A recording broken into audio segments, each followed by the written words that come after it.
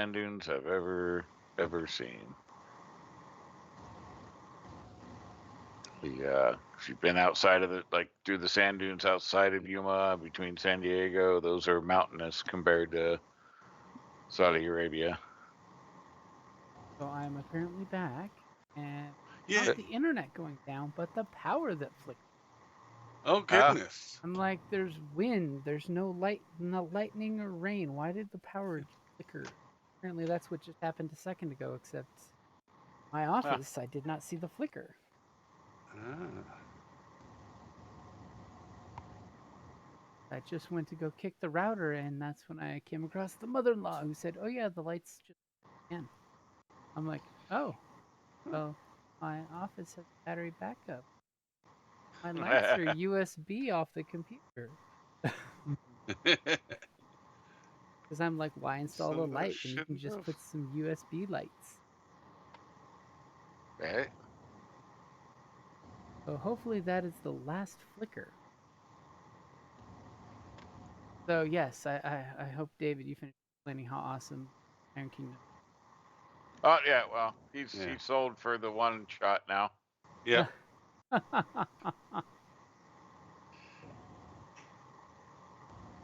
was gonna say, is that what you're wanting for the one shot? Is Iron Kingdoms?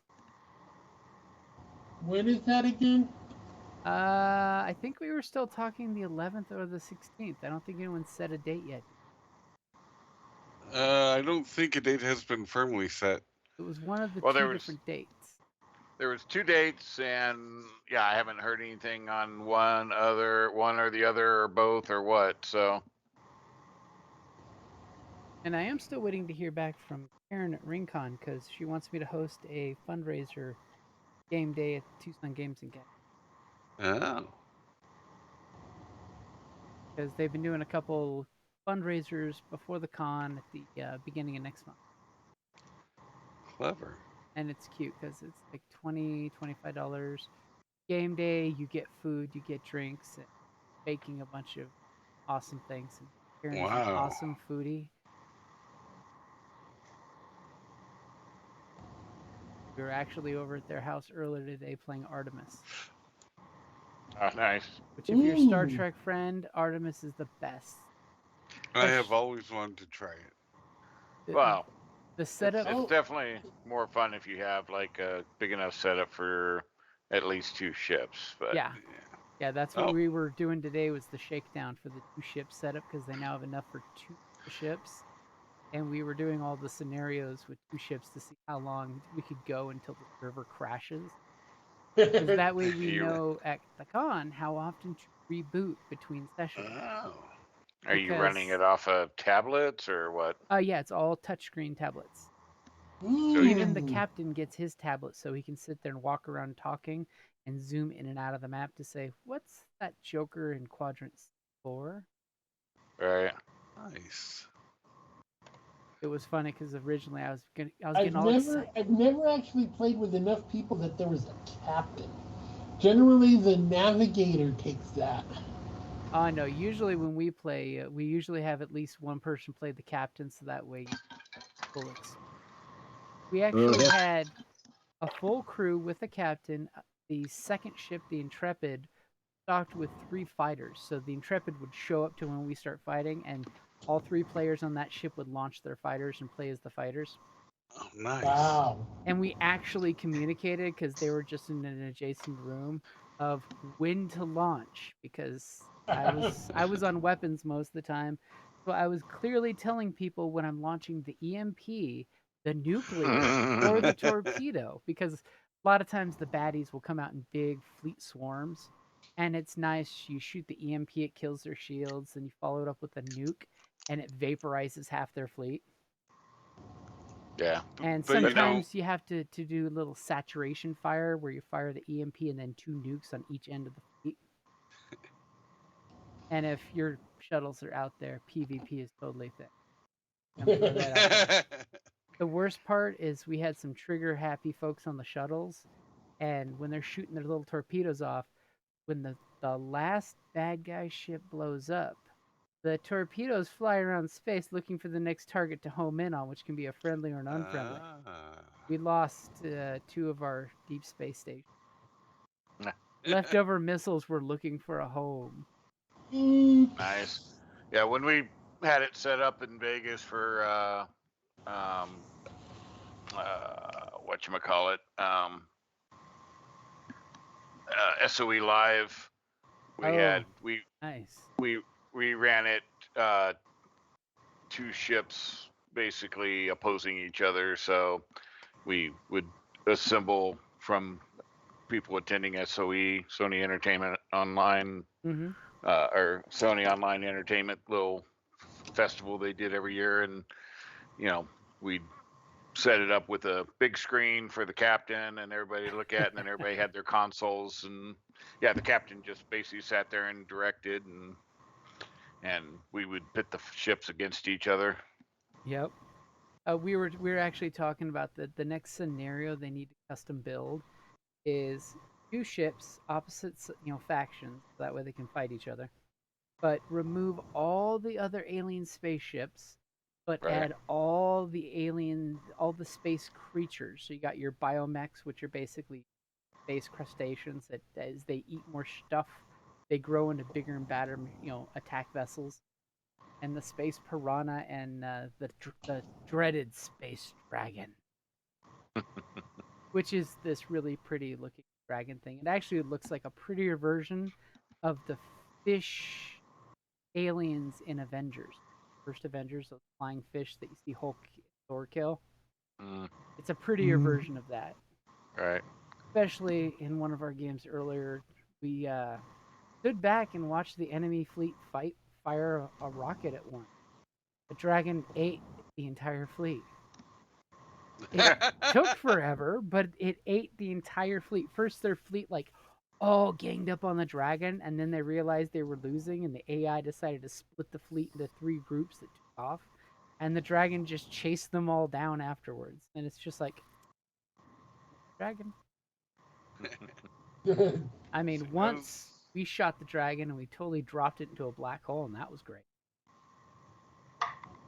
Yeah, it's a intriguing super little fun. game, and it's been 8-10 years ago since I last messed with it. So yeah, and since it's freeware, it's constantly getting cool updates. yeah, and whatever update it's at, and it's probably looking a lot better than what we had back then. Yeah, it's got the super sexy feel going now with it. I mean, when they set up their usual setup, it's projectors on the overhead in front of everybody. That's literally the spaceship's point of view, and then everybody has your tactical screens. Mm-hmm. So like weapons can only see what's in shooting distance, and then of course it's super easy because you just touch the ship to target it, and your phaser starts shooting automatically, and then you're in charge of the weapons payload. Yep. And they've now got 12 done. different ships as options, which is cool. Yeah, no, it was well done. The different consoles and the whole work. So, mm-hmm. Yeah, we had it set up, and it was 5 stations, 6 stations. I forget now. Yeah, it should be 5 plus the captain. Right. And of course, one of the newest updates they had was they actually have space fold jump. So instead of the usual warp, you can actually type in your coordinates and space fold to that location, which makes for some really interesting fights if you get your distance right. Yeah. Because with your sensors, you know the distance is to the enemy ship, but if you're guessing to overshoot them and then shoot them from behind, you have to get it just right. Sometimes you miss and you land in the middle of the storm, and then especially when your weapons tech says he only has nukes loaded and nukes area effect that hit everyone.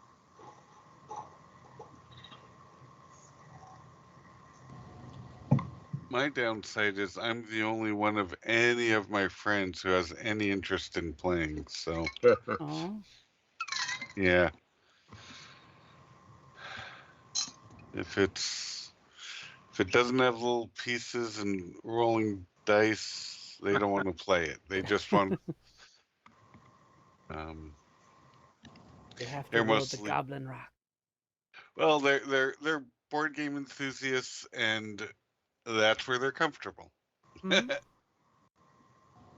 Which, I was gonna say, in that case, you just get the Star Trek RPG, and you get the. yeah, but they're board game enthusiasts. They're not. Oh, not RPG enthusiasts. No. Yeah. I did though. All of my coworkers, apparently the entire building, are RPG enthusiasts. So that is nice. That's definitely nice. Yeah.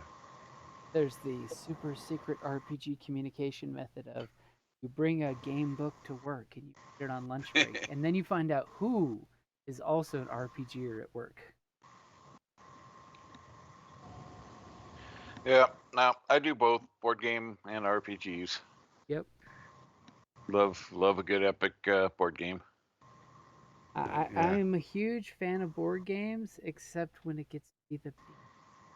They're great, don't get me wrong, but I don't have the time to commit to a 3-day board game. No, Uh, that's a bit much. Yeah. I haven't been doing the Axis and Allies, but because that's usually a couple day. But Twilight Imperium, Eclipse, some of that kind of stuff. Those are a single day, give or take. Yeah.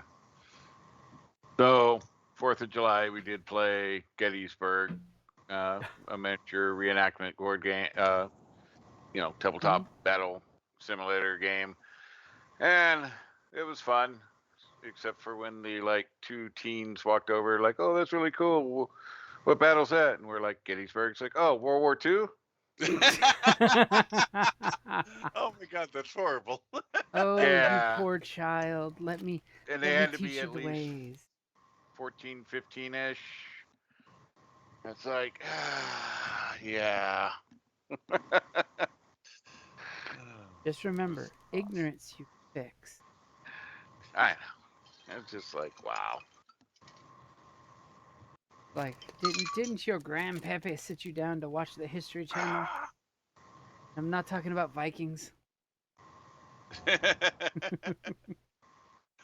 Don't get me Oh, wrong. so you're talking about the UFO shows? Yeah. Ancient alien. You know, I every divide season my- his hair gets bigger.